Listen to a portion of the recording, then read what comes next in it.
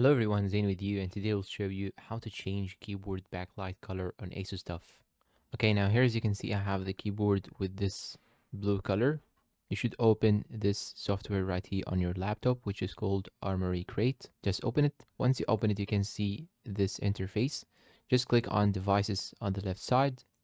Then you want to go and choose your device like so. After you choose your device, click on lighting on the top right side.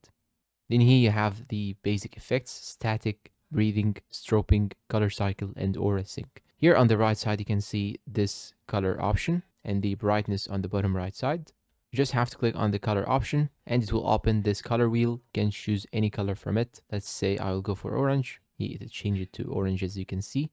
And now if you wanted to make more than one color and cycle between them, you just have to choose this option, color cycle. And here on the right side, you can change the speed of the color. The cycling or the switching between colors is determined by this option right here on the right side. You can adjust the speed, you can increase it, you can decrease it, and you can even increase or decrease the brightness from the bottom right side.